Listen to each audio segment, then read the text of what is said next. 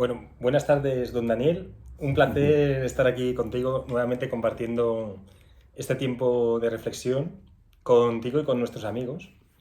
Y, y bueno, ¿qué tal la visita en el Prado? Sí, pues Eres un nada, experto, eres un experto en el Prado. bueno, buenas tardes, don Gonzalo. Gracias.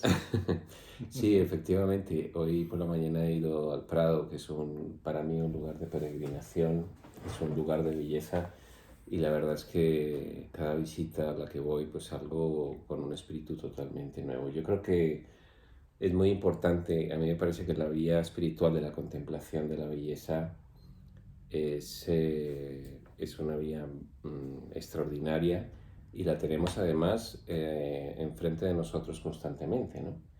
Y con lo cual, pues muy bien.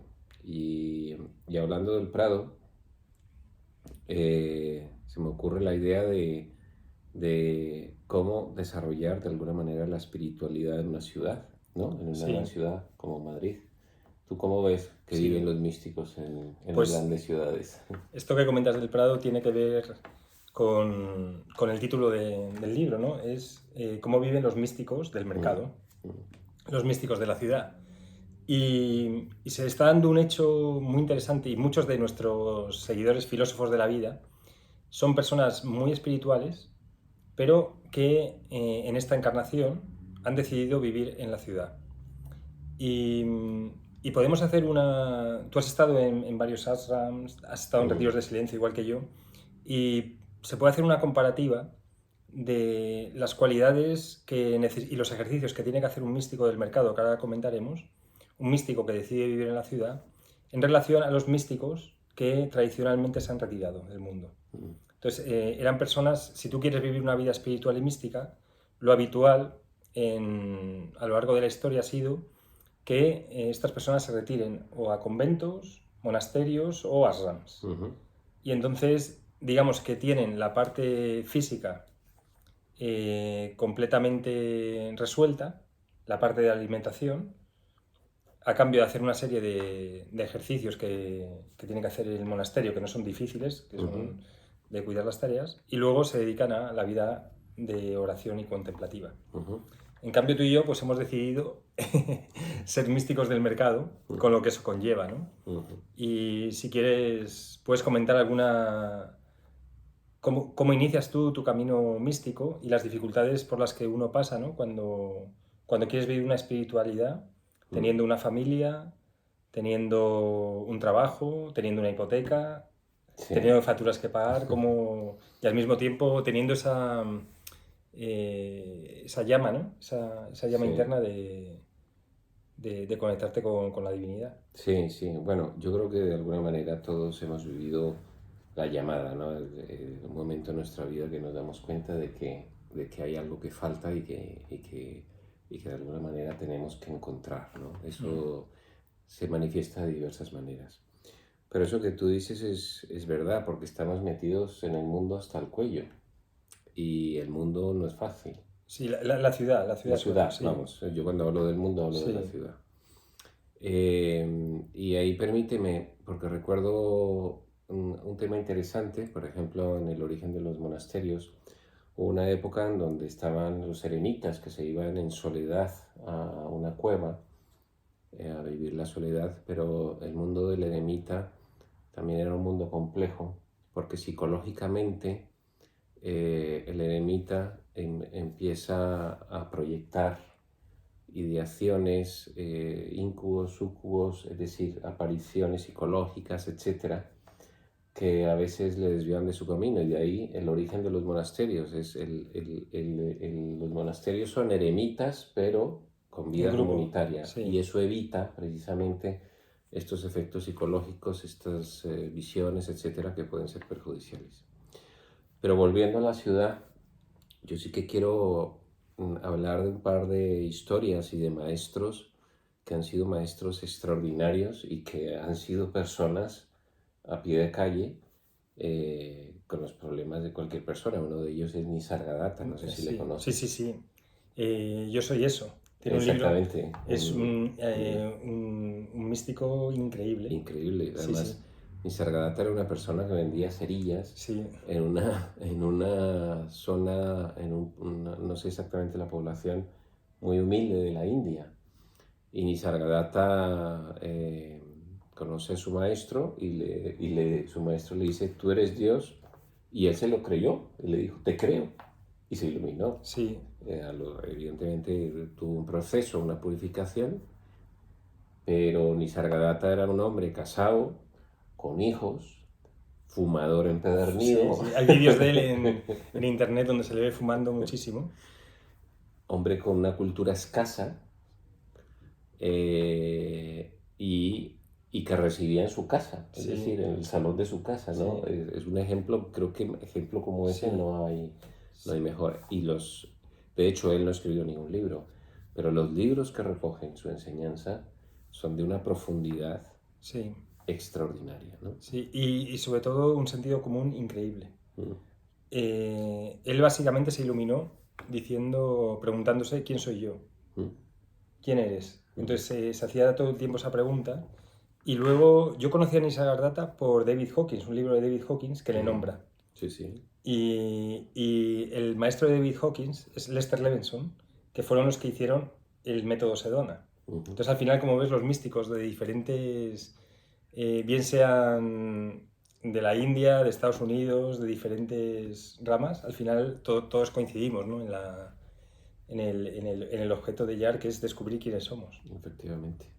Y yo creo que la vida en la ciudad, aunque es difícil, pero también brinda grandes oportunidades de descubrir quiénes somos, porque estamos sometidos constantemente a las pruebas de la vida, ¿no? Sí, yo creo que además, y esto lo comentaba Shimon Halevi, que es un gran cabalista de la tradición toledana de la cábala, en la ciudad avanzas mucho más. Y yo no sé, yo por ejemplo he vivido retiros de silencio y me he ido a lo mejor 10 días a un retiro de silencio y he visto la gente que vivía ahí. A lo mejor he vuelto a los 5 años y claro, yo llevando una vida espiritual, llevando los grupos de cábala, llevando los grupos del árbol de la vida, enfrentándote a las fuerzas del mercado, enfrentándote a las fuerzas que se dan con los vecinos, de relaciones, de pagar facturas, de salir al mercado, por ejemplo, a vender mis libros. Cuando volví, noté que yo había madurado muchísimo. Bueno, tú me lo has notado, ¿no? Sí, sí. Desde que nos conocimos desde hace 15 años. ¿Por qué? Porque al final cuando tú llevas una vida consciente en la ciudad, maduras muchísimo porque te tienes que espabilar.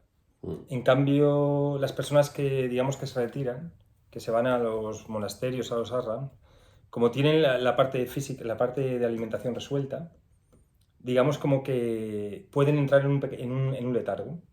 Y entonces dicen, como ya estoy cerca del maestro, o como ya estoy orando todo el día, ya estoy cumpliendo digamos, mi dharma espiritual. mm. Y he notado que yo, en mi caso, este es un ejemplo personal, puedo estar equivocado, ¿no? Pero en mi caso sí que noté que yo había avanzado muchísimo y ellos les veía más o menos igual, en la misma, en, Sí. en la misma, en la misma onda. Bueno, en la tradición Vedanta eso se explica, es decir, las etapas, digámoslo así, Ujú. y hay las distintas manifestaciones de la espiritualidad, del padre de familia, del tal, y hay una etapa que yo creo que es cierto tipo de almas que ya han llegado a un momento de renuncia, que son los renunciantes, ¿no? Sí, Que ya es una etapa, pues se supone que es ya la etapa ya final, ¿no? Cuando ya has vivido, ya has tenido sí. experiencias y bueno, de alguna manera ya hay un desapego. Yo recuerdo otra historia que también es interesante, que es la de la Hiri Mahasaya, no sé si tú le conoces, la Hiri Mahasaya No. era un jefe de telégrafos de la India Ujú. y con 6 hijos, creo recordar. Sí. O sea, 6 problemas Sí. Sí, bocas que vitales. alimentar, sí. Y a este hombre lo mandaron de jefe de estación a una estación en la mitad del Himalaya, en el Tíbet. Y ahí se iluminó con Babaji, es de la tradición del Kriya Yoga. Sí, Pero él recibió la tradición del Kriya Yoga y él fue un maestro extraordinario. Recibía también en su casa. sí, Y escribió diarios que no, yo creo que no están publicados, pero fue el maestro de Sri Yukteswar, que fue el maestro de Yogananda. Sí. Yogananda fue el gran divulgador del yoga Sí, en Occidente, ¿no? Y es otro ejemplo también de... sí. En relación a esto, yo utilizo mucho el I Ching. Y entonces hay una tirada del I Ching que te dice que en algún momento dado tienes que elegir, y esto es muy importante para nuestros seguidores, si llevar una vida retirada, que es el camino del santo, que esa yo me la planteo a lo mejor cuando ya a lo mejor cumpla 80 años, igual ya es el momento ya de retirarse definitivamente. Y lo he pensado antes muchas veces, pero al final hay algo que me mueve a salir al mundo. Y luego está la vida, la vida del héroe, el camino del héroe. El camino del santo es el que se retira, el camino del héroe es el que sale de la ciudad. Y cada uno tiene que decidir, haciendo una reflexión muy profunda, cuál de los dos caminos llevar. Sí, eso yo creo que te lo dice el alma. Sí, te lo dice el alma.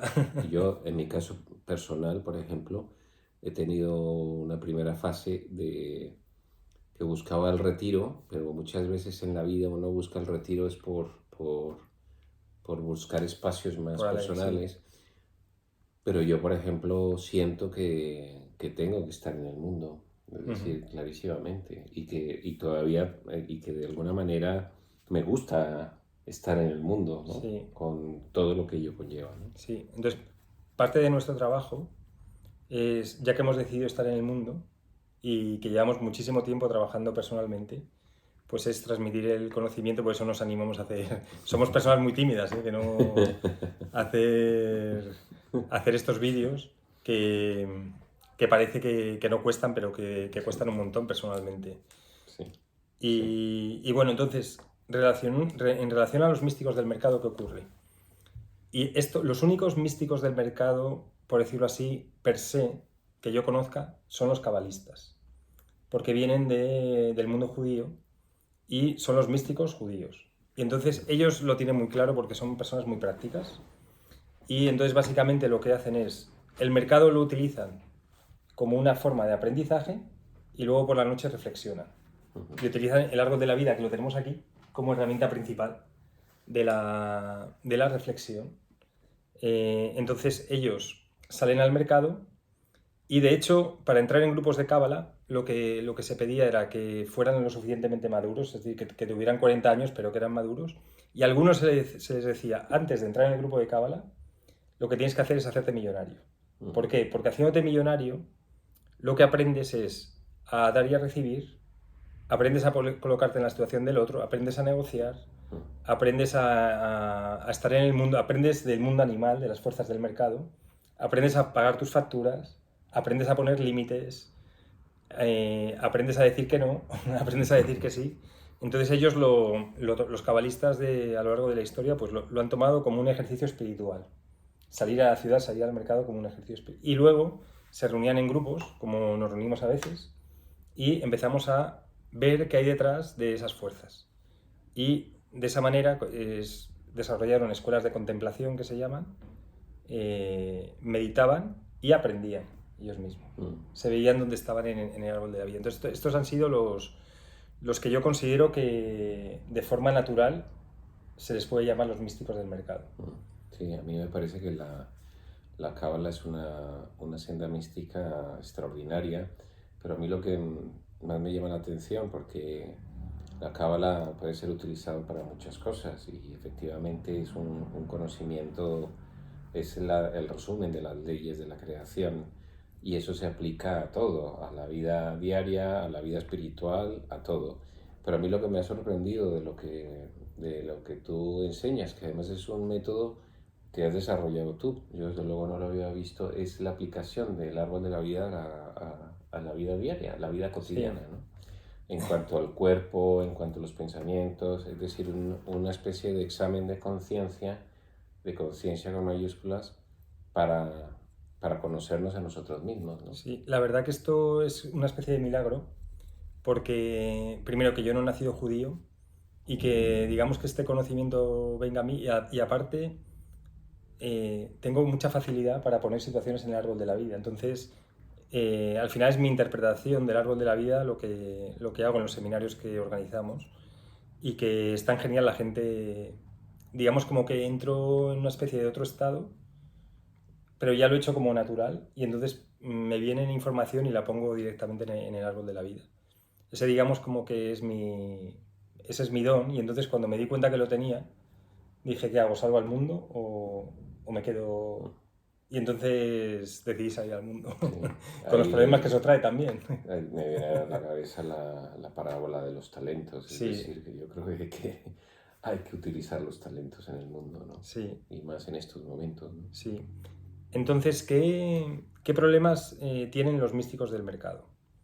Pues básicamente tienen los mismos problemas que cualquier otra persona multiplicados. Multiplicados, ¿por qué? Porque tú, por ejemplo, mira, me acuerdo cuando yo empecé mi camino espiritual, empecé porque una profesora, yo tuve una crisis cuando tenía 20 años, una profesora me dijo, vete 10 minutos todos los días a escuchar tu respiración. Entonces, siéntate todos los días a meditar. Entonces, la hice caso. O sea, igual que tu hijo, bueno, por cierto, saludos al hijo de Daniel, que se llama también Daniel, que es miembro del canal y que está haciendo una labor increíble con los vídeos y es una persona excelente, ¿no? Entonces, tiene 22 años ahora, ¿no? Está Sí, empezando ahora. sí, sí. Pues me recuerda un poco a mí. Y cuando empecé el canal, cuando empecé a meditar, pues claro, mis amigos salían de marcha y yo meditaba todos los días a las 10 de la noche. Entonces decía, ¿qué haces? Digo, no, es que me quedo en casa. Y me llamaban el loco. Mis amigos me llamaban el loco. Dice, ¿qué haces? Pues no, es que me quedo a meditar durante 10 minutos en casa. ¿A qué? A escuchar la respiración. Entonces, claro, eso ninguna chica lo entiende. Sí, claro. Luego necesitas muchos momentos de silencio. Mm. Tú ponte a vivir en un matrimonio y estate un día callado. Ahí, o sea, los problemas que hay de hacer ejercicios espirituales, de silencio, de meditación, de concentración, porque se necesita mucho tiempo. Se necesita tiempo, mínimo 2 horas al día para elevar tu nivel de conciencia. Entonces, vas a la oficina, todo el mundo con problemas, los ordenadores que te chupan muchísima energía, la televisión, el tráfico, y tú quieres hacer una labor espiritual y toda esa energía te arrastra, entonces tienes que hacer el doble de trabajo para... Efectivamente. Oye, pues yo te cuento, la verdad es que la vida es un milagro, ¿no? Y las cosas aparecen siempre cuando tienen que aparecer. Yo, mi vida espiritual la comencé por un error, es decir, estaba en una librería en Madrid, recuerdo, me gustaba mucho la literatura de viajes y estaba en la sección de viajes para comprar un libro. Y de repente en la sección de viajes, un libro que se llamaba Relatos de viajes por el mundo astral, de una pareja de franceses, Guy Baudin y no recuerdo, son escritores conocidos y muy buenos. Y lo compré un poco pues diciendo qué cosa más rara esta. Pues fue un libro que me cambió completamente la visión del mundo. Y a partir de ahí, pues empezó una búsqueda que, bueno, pues ha ido por muchos derroteros, ¿no? Sí. Esto, por ejemplo, los amigos del canal pueden poner qué libros les han ayudado a iniciar el camino espiritual. Mm. Yo, por ejemplo, lo inicié con un libro de Antonio Bley que se llama Creatividad y plenitud de vida. Esta profesora me dijo, siéntate 10 minutos a escuchar tu respiración y cómprate el libro de Antonio Bley. Y ese fue mi inicio con 21 años. Sí, Entonces, sí. sí, hay libros que están ahí para ayudarnos a desarrollarnos espiritualmente. Sí, además la vida en ciudad nos pone retos constantes, ¿no? Y nos obliga a ser conscientes y a no caer en situaciones, es decir, por ejemplo, el mundo del trabajo generalmente es un mundo tremendamente mental, es un mundo de causa y efecto, es un mundo pues es decir, de preocupación también, de resultados, etcétera. Pero es que el mundo es así. Sí, Es decir, sí, el mercado. es saber cómo gestionar todo eso. Y luego la familia, es decir, el dirigir una familia no es una cosa fácil, es decir, las vidas en pareja, educar a los hijos, es decir, la vida es una escuela de vida Sí. impresionante, ¿no? Uno de los problemas que... Hay varios problemas del místico del mercado. Uno es, obviamente, en ganarse la vida. Entonces, cuando el cuerpo te está pidiendo meditar, y tú tienes que estar vendiendo o tienes que estar eso, digamos como que te cuesta mucho hacer lo que otros hacen. Y otra cosa es la vida en pareja cuando tu pareja no es espiritual. Entonces, si tu novia, por ejemplo, le gusta mucho salir de fiesta, le gusta mucho irse de viaje y le gusta mucho, digamos, una vida un poco más superficial, entre comillas, es muy difícil tener una relación. Sí. Porque al final uno, si tú eres un místico, no puedes renunciar a tu vida espiritual. Sí, ahí hay una cuestión de sintonía. Y yo creo que la palabra sintonía lo explica muy bien. Es decir, es como gustos musicales. A ti te gusta la música clásica y a mí me gusta el heavy metal, por Sí. ejemplo. No, ahí no hay sintonía, es decir, tiene que haber una sintonía. El que le gusta el heavy metal nunca le va a gustar la música clásica y viceversa. No sé si el ejemplo es muy apropiado. Pero tiene que, es decir, la persona que no es buscadora no entiende el buscador. No No lo entiende. entiende. Y eso es algo complicado. Sí, es por eso, porque al final la experiencia mística que tiene uno, que de repente estás haciendo meditación y ves, yo qué sé, como la habitación se expande, sientes una plenitud, una paz increíble, tienes unos momentos de iluminación, de pequeñas iluminaciones, que dices, buah, es que no cambio este momento por nada del mundo. Entonces, la persona que no lo ha vivido no te puede comprender. Piensa que estás loco. ¿Qué hace? Es la final de la Champions y ¿qué hace este hombre ahí con una sonrisa sentado? Porque claro, es que el místico viaja hacia adentro. Entonces no viaja en horizontal, viaja en vertical. Entonces, claro, tú en tu cuarto o en tu salón, tú desde tu salón puedes viajar a unos mundos increíbles.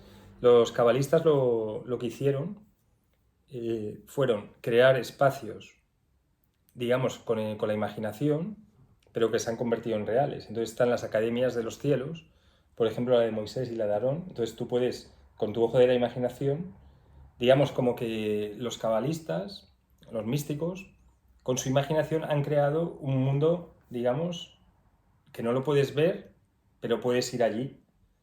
Y ya es real, ya es, digamos, como compacto. Entonces tú vas allí y ves el templo y ves... Entonces hacen ejercicios para encontrarse allí. En el mundo astral. Sí, llámalo en la cábala es embría, es donde están es embría, pero que es viajar hacia adentro, entonces te conectas con son estados de conciencia, entonces esos vibran en un estado de conciencia concreto, entonces tú te conectas y vas allí, y entonces tienes encuentros con personas que han viajado allí con el ojo de su imaginación, y ahí recibes información, ahí recibes la enseñanza espiritual, ahí recibes, digamos, ¿cómo se dice? Para que escribas los libros, ideas para escribir libros, pues el mundo de las ideas. Y entonces ellos han desarrollado estas escuelas. Recibes inspiración. Sí, recibes inspiración. Han desarrollado estas escuelas en los cielos, en las academias celestiales. Luego hay otro tema, y es que, claro, la gente que no vibra en esa sintonía, pues de alguna manera, es decir,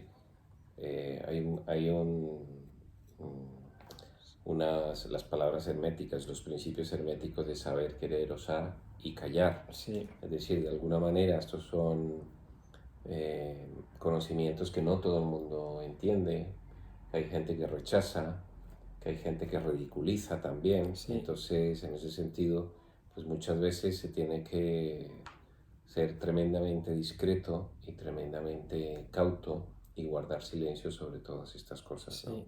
Y también ellos se sienten rechazados, Mm. porque se ven como apartados de tu vida. Sí, sí. Y ahí el camino espiritual en general es un camino de mucha soledad. Sí. Porque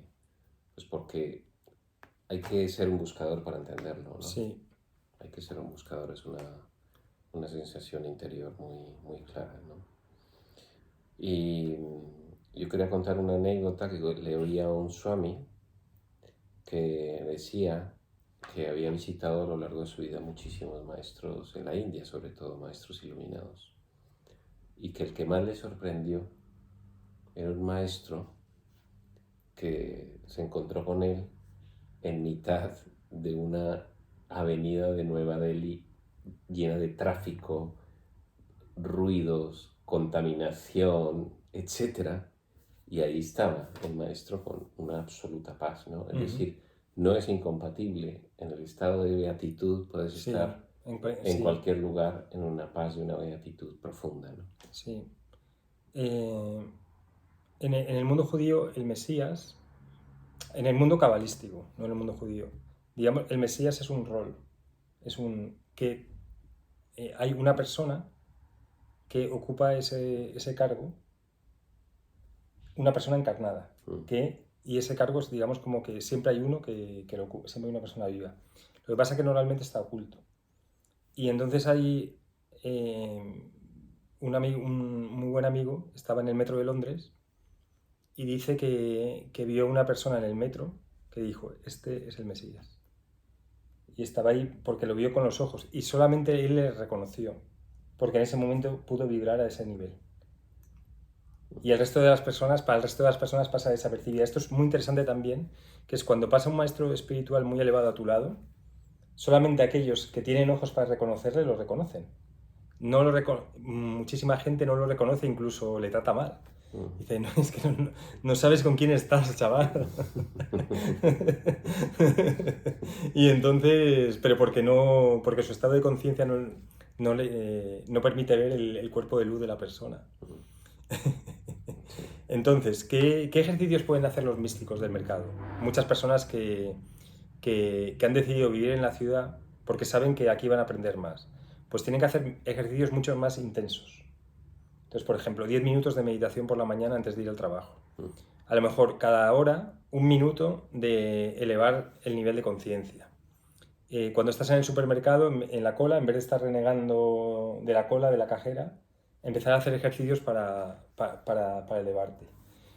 Tener muchísimo cuidado con criticar a nadie, con caer en chismorreos, en entretenimiento social, en temas políticos, discusiones banales. A nivel de la familia, intentar estar en un estado, digamos, de ecuanimidad, silencio, o sea, y al mismo tiempo comprensión de que las otras personas también están haciendo su camino espiritual. Mm. Y Yo añadiría, porque al final para eso el árbol es una herramienta extraordinaria, ¿no? Ujú. Un equilibrio físico, es decir, yo creo que para la vida espiritual es necesario el ejercicio físico, Sí, exacto. porque equilibra las energías vitales dentro del cuerpo, que al final también forma parte de nosotros. Yo creo que también es importante tener una alimentación adecuada. De vez en cuando es bueno hacer un pequeño ayuno, con mucho cuidado, evidentemente, pero de alguna manera en el cuidado de la alimentación, pues, a ver, eso depende de cada uno, ¿no? Pero hay alimentos que a lo mejor son más ligeros, alimentos que son más pesados para la vida Sí, espiritual. En general se recomienda evitar comer carne de animales, de mamíferos que han sufrido. ¿Por qué? Porque pues, absorbes ese sufrimiento. Pero bueno, eso es un tema sí. que es discutible y discutido. Yo digo lo que dice la tradición. Por ejemplo, hay un ejercicio que es extraordinario, que es comer en silencio. Ujú. Muchas veces, evidentemente, cuando comes solo, ¿no? Sí, Ser consciente de lo que comes, comer en silencio. Y hay uno que a mí es el que más me gusta, y empezamos el vídeo con él, que es contemplando la belleza. Es decir, cuando vas caminando por la calle, escuchar el canto de los pájaros, contemplar la belleza de los árboles, contemplar la belleza de las cosas bonitas de una ciudad, ¿por qué no? De una escultura, de un cuadro, y también contemplar la belleza de las personas, la belleza del alma, ¿no? sí. Aquí, mira, en Tiferet, aquí, es el lugar de la verdad, de la belleza y de la bondad. Entonces puedes utilizar la belleza como un medio para salir del ego. Aquí está el ego Uh-huh, y aquí está el ser. uh-huh. Para subir desde el ego al ser. Y ahí, fíjate, en esta época que yo muchas veces veo que al final estamos todo el día viendo el móvil en los autobuses, en el metro, estamos perdiendo la capacidad de ver, estamos perdiendo la capacidad de contemplar. Ujú. Y es importantísimo recuperarla. Hay que contemplar un árbol siendo conscientes de que tú estás viendo el árbol, pero que de alguna manera el árbol te está viendo a ti, Ujú. porque forma parte de lo mismo. Sí, Y esa visión que parece así a bote pronto una tontería, es un gesto que te abre un mundo totalmente diferente y distinto. sí. Con lo cual, pues oye, las ciudades son sitios maravillosos Sí. para... Lo que ocurre también es que el místico desarrolla una sensibilidad especial. Entonces, la ciudad a veces le causa mucho dolor. Cuando me cambié de casa una vez, estuve muchísimo tiempo para adaptarme a la energía de los vecinos, porque me llevaba muchas cosas de los vecinos. Tenía unos dolores increíbles, no podía dormir apenas, porque te haces más sensible. Y entonces te empiezas a llevar energías de... Luego ya te acostumbras, pero eso le pasa sobre todo a, a muchos místicos que sienten lo que el otro siente. Yo, por ejemplo, mi signo es el de cáncer y entonces tengo esa emocionalidad, entonces me tengo que acostumbrar a vivir con eso. Y ahí Sí, y en la ciudad hay muchísima densidad, densidad. evidentemente. Y también hay trucos, por ejemplo, escuchar música que eleve el Exacto, espíritu, sí, sí. poner incienso también Sí, ayuda, en fin, y rodearse de belleza sí, también, sí, sí, sí. en la medida de lo posible. Sí. Y luego también, por ejemplo, ya hay cosas que el místico no se puede permitir. Entonces,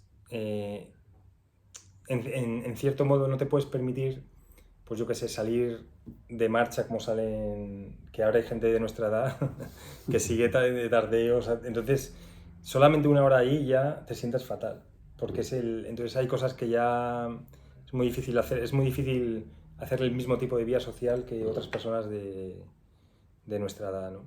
Y luego otras cosas que antes me encantaban, por ejemplo el fútbol, luego ya es que me aburre.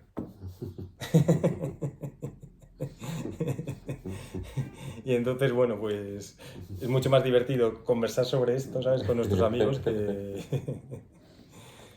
En fin, pues Pues nada, genial, Daniel. oye, pues nada, espero que os sea de utilidad pues, esta conversación y nos interesa conocer también vuestra opinión. Sí, muchísimas gracias.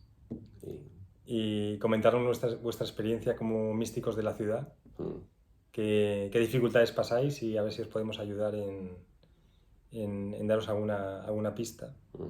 Porque el camino es un camino individual, pero digamos que los místicos han dejado huellas, han dejado señales y pistas para que las personas hagan el camino.